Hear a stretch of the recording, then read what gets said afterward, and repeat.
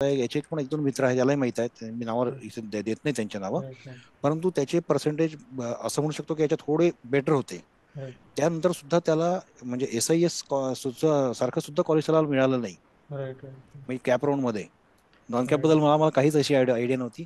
फक्त माझ्याच एक दोन मित्रांनी पहिले केलं होतं, त्यांनी फक्त सांगितलं होतं की स्पॉट ऍडमिशन होतात, नाही, असे आपल्याला राहतील. जो बेनिफिट आहे पर्सेंटाईल वाईज तो मोर दॅन 20-25 तर इझिली अगदी आहे. अगदी इझिली आहे. म्हणजे जो जास्त आहे त्या कॅपचा कट क्षमतेमध्ये. ऑफ आहे आणि आपल्याला भेटला तर नक्कीच. More than that. खरं सांगायचं म्हणजे आम्हाला जे डिसायर्ड कॉलेज होतं, ड्रीम कॉलेज म्हणू शकतो आपण, ते आम्हाला त्यामुळे खरं तुमच्यामुळे मिळालेलं आहे हे सगळं. नमस्कार sir, good evening. Thank you so much तुम्ही जॉईन झालात ह्या फीडबॅक इंटरव्ह्यू साठी. सर सगळ्यात पहिले नमस्कार. आणि सगळ्यात पहिले आपल्याला सांगू इच्छितो, आपल्यामुळे तुमच्यामुळे खरं सांगायचं तर आम्ही जे ड्रीम कॉलेज चूज केलं होतं, ते ड्रीम कॉलेज आम्हाला मिळण्यामध्ये तुमचा सिंहाचा वाटा आहे असं म्हणेल सगळ्यात पहिले. आणि सगळ्यात महत्त्वाची गोष्ट म्हणजे स्कोअर तसा बघितला माझ्या मुलाचा तर जेवढा आम्ही ऍक्च्युली एक्सपेक्ट केला होता तेवढा नव्हता मिळालेला, फार कमी होता. की ज्या लेव्हलला आम्ही मोठे कॉलेजेस किंवा या ठिकाणी आम्ही शक्यतो विचारही करू शकलो नसतो जर तुम्ही नसते तर. पण तुम्ही जो धीर दिला, तुम्ही जे ऍक्च्युली जो कॉन्फिडन्स दिला आणि तुम्ही जे मार्गदर्शन केलं, त्यामुळे आम्ही आमच्या डेस्टिनेशन पर्यंत असं म्हणू की आम्ही जाऊ शकलो. याच्यामध्ये बऱ्याचशा गोष्टी होत्या की ज्या तुम्ही ज्या आता हा ऍक्च्युली हा एक प्लॅटफॉर्म निवडलेला आहे, हा खरोखर सांगतो हा प्लॅटफॉर्म खूप आवश्यक आहे आजच्या स्टेजला. कारण की ऍडमिशन प्रोसेस ही पहिल्यासारखी अशी राहिलेली नाही की ज्या वेळेला अगदी इझी वे मध्ये मी फॉर्म दिला, मेरिट लिस्ट लागली आणि त्या ठिकाणी मी ऍडमिशन घेतली. आता असं राहिलेलं नाहीये. बऱ्याचशा गोष्टी चेंज झालेल्या आहेत की ज्या माझ्यासारख्याला सुद्धा अजूनपर्यंत माहित नाहीये की काय आहे काय नाही ते. त्यामुळे जो त्या प्रोसेसमधून जोपर्यंत जात नाही तोपर्यंत त्याला कळणार नाही. आणि नवीन जर कोणी असेल तर त्या प्रोसेसमध्ये त्याला बऱ्याचशा गोष्टी अशा आहेत की तो जरी त्याने थरो अभ्यास केला तरी काही गोष्टी अशा होतात की ज्या मिस होऊ शकतात. होऊ शकतात, मी असं म्हणत नाही की मिस होणार नाही, मे बी एखाद्याला तो पूर्ण हे करू शकतो, परंतु मिस होऊ शकतात. कारण की जो व्यक्ती करतो तो व्यक्ती त्याचा स्वतःचा जॉब सांभाळून ह्या सगळ्या गोष्टी करायच्या असतात, त्याचा स्वतःचा बिझनेस सांभाळून त्याला करायचं असते. त्यामुळे तुम्ही जो एक प्लॅटफॉर्म दिलेला आहे आम्हाला, या प्लॅटफॉर्ममुळे बऱ्याचशा गोष्टी आम्हाला इझी होऊन गेल्या होत्या त्या. आणि इझी झाल्या त्यामुळे काय झालं की त्याच्यावर विचार करायला मला वेळ मिळाला. नुसतं त्याच्यामध्ये कसं आहे की एक थेसिस माझ्या समोर आलाय की मला आता हे ऍडमिशनची पूर्ण प्रोसिजर वाचायची आहे. त्याच्यामध्ये मी 2 तास गमावणार आणि त्याच्यानंतर मी त्याच्यामधून काहीतरी निष्कर्ष काढणार. त्यातल्या ज्या 10 गोष्टी आहेत त्यातल्या मला 5 समजणार, 5 नाही समजणार. पुन्हा त्यानंतर मी कोणाला तरी विचारणार. त्यानंतर मला त्यातून काहीतरी एक गोष्ट मिळणार. तर ह्या सगळ्या ज्या प्रोसिजर्स आहेत, ह्या सगळ्या प्रोसिजर्स माझ्या तुमच्याकडनं मला मिळाल्यामुळे जे माझे 2 तास मी रेडी करून आणि त्या ठिकाणी समजणार होतो, त्या 2 तासामध्ये मला तुम्ही जे गाईडलाईन्स द्याल त्याप्रमाणे मला त्याच्यावर विचार करायला वेळ मिळाला की मी माझ्या मुलाला कुठे टाकू शकतो, माझ्या मुलाची आजची परिस्थिती काय आहे, त्याचे आजचे पर्सेंटेज काय आहे, त्यानुसार मी कुठे जायला पाहिजे.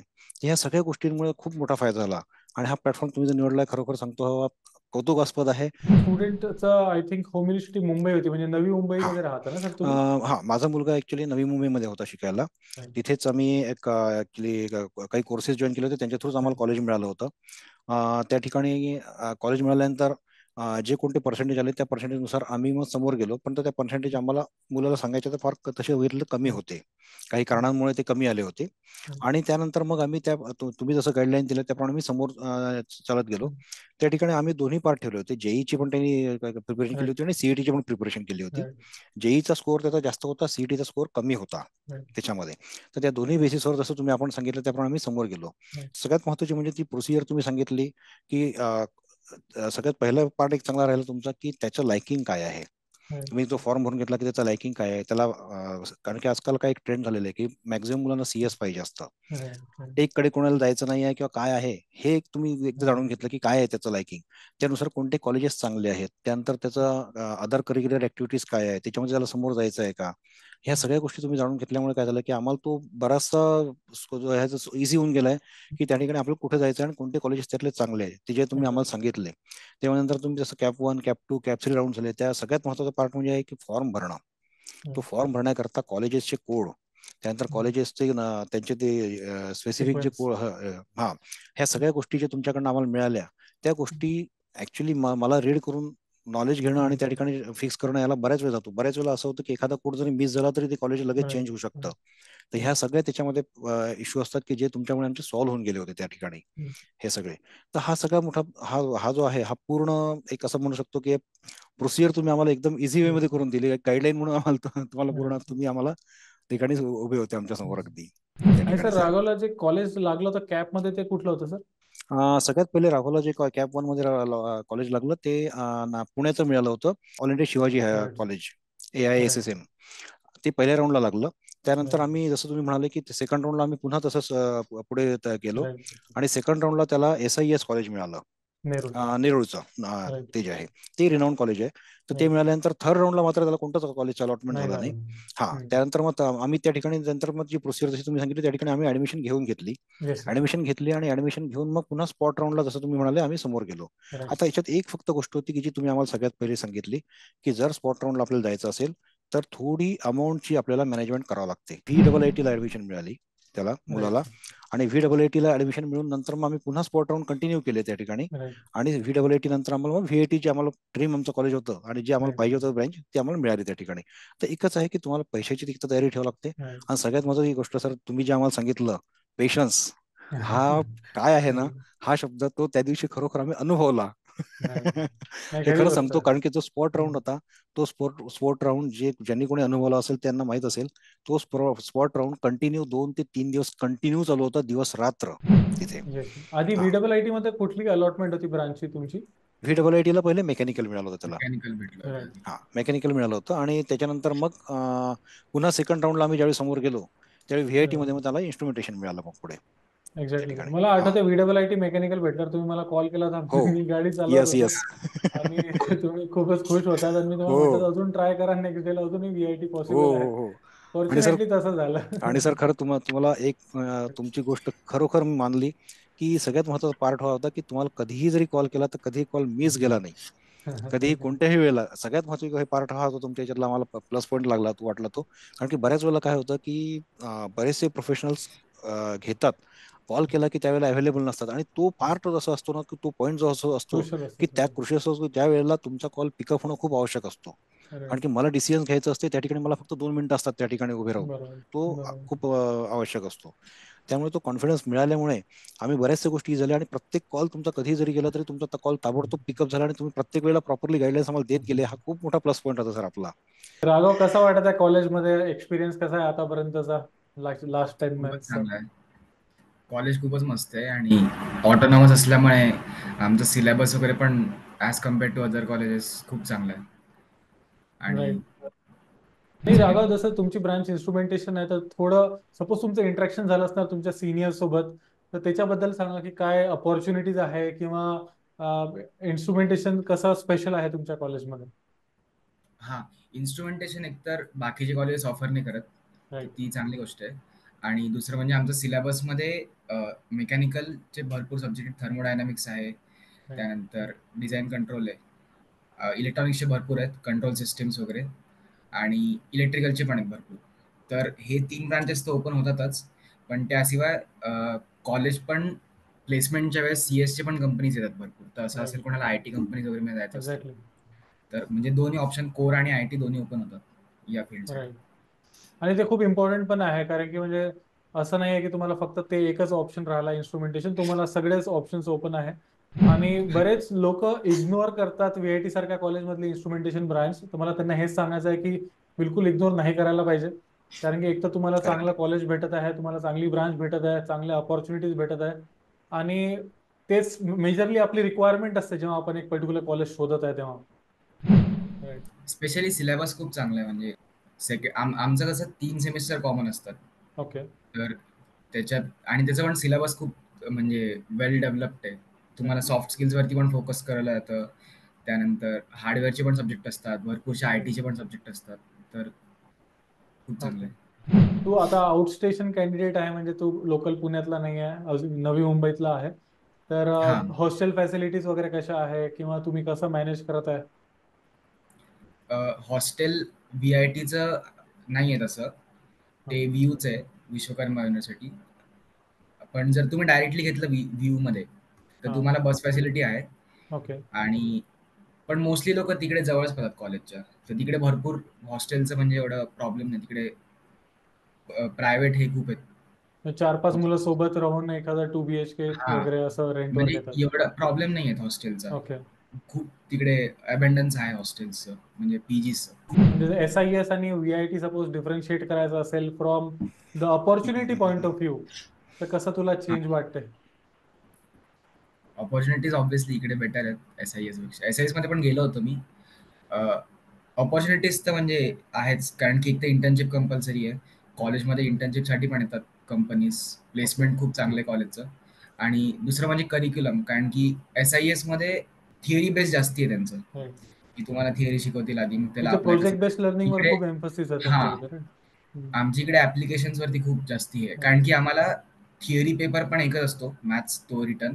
बाकी आम्हाला पूर्ण क्विझ असतात, MCQ असतात, ओके. कोर्स प्रोजेक्ट असतात, असाइनमेंट्स वगैरे पण आमचे एवढे होत. असाइनमेंट्स वगैरे वरती फोकस नाही असते, म्हणजे प्रेझेंटेशन वरती खूप फोकस होतो, प्रेझेंटेशन स्किल्स वगैरे, स्पीकिंग स्किल्स.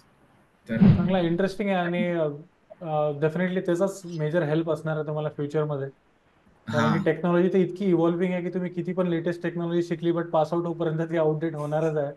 तर फंडामेंटल्स आणि हे जे बाकीच्या गोष्टी तुम्ही शिकत आहे, आय थिंक तेच सगळ्यात रेलेव्हंट राहणार तुमच्या प्लेसमेंटच्या पॉईंट ऑफ व्ह्यू सुद्धा आणि प्लेसमेंट झाल्यावर सुद्धा. हा. आय एम रिअली हॅपी की तुम्हाला एक खूप चांगला कॉलेज, एक चांगली ब्रांच मिळाली आहे आणि you will make out, you will make most out of it. याचे पण 1-2 मित्र आहेत, यालाही माहित आहेत, मी नावावर इथे देत नाही त्यांच्या नावं, परंतु त्याचे पर्सेंटेज असं म्हणू शकतो की याच्यात थोडे बेटर होते. त्यानंतर सुद्धा त्याला म्हणजे SIS सारखं सुद्धा कॉलेज त्याला मिळालं नाही, राईट. म्हणजे कॅप राऊंड मध्ये. त्यामुळे एक्झॅक्टली सगळ्यात सर. आणि हा जो कन्सेप्ट आहे, इनफॅक्ट नॉन कॅपचा हा कन्सेप्ट हाच माहिती नाही आहे लोकांना.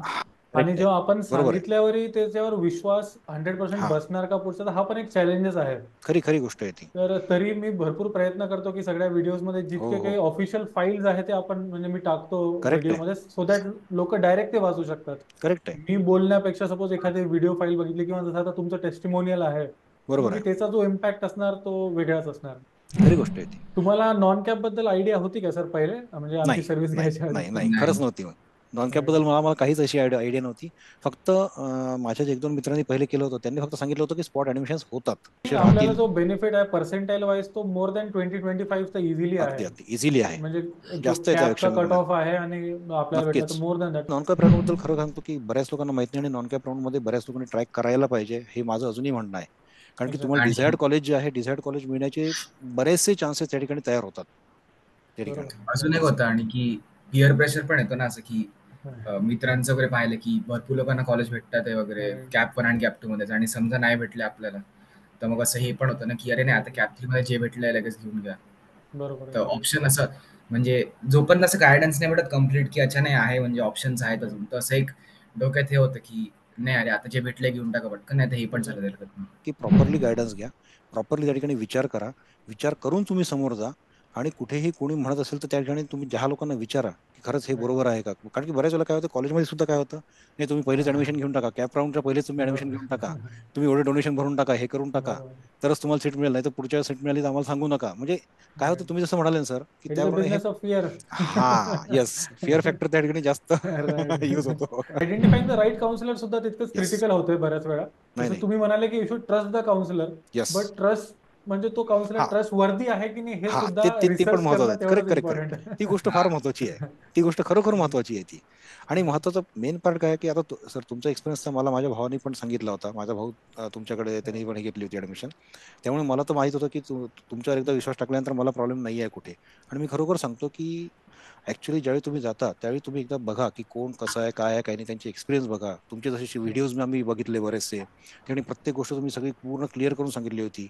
आणि सगळ्यात महत्त्वाचा पार्ट काय मला राहिला की तुम्ही प्रत्येक गोष्ट जी कोणती समजावून सांगत होते ते आपल्या इझी लँग्वेजमध्ये सांगत होते. तुम्ही जे प्रॉपरली गायडन्स दिलं त्यामुळे बऱ्याचशा गोष्टी आमच्या सॉल्व्ह झाल्या. आणि खरं सांगायचं म्हणजे आम्हाला जे डिझायर्ड कॉलेज होतं, ड्रीम कॉलेज म्हणू शकतो आपण, ते आम्हाला त्यामुळे खरं तुमच्यामुळे मिळालेलं आहे हे सगळं थँक्यू या सो मच ठिकाणी. सर. राघव, मला तुला हे विचारायचं आहे की राघव, तू जे ब्रांच अवेअरनेसचे व्हिडिओज पण बघितले असणार, आपले भरपूर सेमिनार झाले होते वेगवेगळ्या ब्रांचेसवर, त्याचा काही बेनिफिट झाला किंवा ऍप जे तुम्ही यूज केला तर याचा काही बेनिफिट झाला तुम्हाला प्रोसेसमध्ये? हा, डेफिनेटली ऍपचा तर झालाच, कारण की ते फॉर्म फिलिंग करताना खूप गोष्टी बघाव्या लागतात ना कॉलेजबद्दल, राईट. तर त्या ॲपवरती भेटतात अवेलेबल. तुम्ही लिस्ट पाठवली त्याचा पण होता बेनिफिट, की सोपं होऊन जातं बेसिकली, की आपल्याला जास्ती म्हणजे आम्हाला एवढं विचार नाही करावा लागला इन्स्टंटेनियसली, की आता काय, आता कोणतं म्हणजे कोणतं कॉलेज का कोणत्या रँकवरती असायला पाहिजे. एक्झॅक्टली. आणि ते जे सेमिनार झाले होते त्याचा पण झाला फायदा, कारण की एक ब्रांच बद्दल असतं लोकांना, की म्हणजे आता जसं माझं तरी होतं चांगलं, की मेकॅनिकल नाही तर मग थोडं कोरिलेटेड ब्रांचेस घ्यायचे. पण भरपूर लोकांचं असतं, की IT घ्यायचं की NTC घ्यायचं. कारण की पॉइंट आहे तो असा, की एकतर कॉलेज हे करावं लागतं सॅक्रिफाईस, नाही तर मग ब्रांच. तर त्याच्यात भरपूरदा मिस्टेक होते लोकांची, की या कॉलेजमध्ये एनटीसी भेटते, पण या कॉलेजमध्ये सीएस भेटते. So thank you so much Raghav आणि थँक्यू सो मच सर, तुम्ही दोघांनी तुमचा वेळ दिला आणि आमच्या सगळ्यांचे डाऊट सॉल्व्ह केले. भरपूर इन्साइट्स दिल्या तुम्ही ऍडमिशन प्रोसेस बद्दल. आणि आय एम शुअर की तुम्ही जी इन्फॉर्मेशन दिली त्याच्या बेसिसवर जी नेक्स्ट जनरेशन आहे त्यांना भरपूर एक राईट डिरेक्शन भेटणार आणि त्यांना पण भरपूर फायदा होणार तुमच्या एक्सपिरियन्सचा.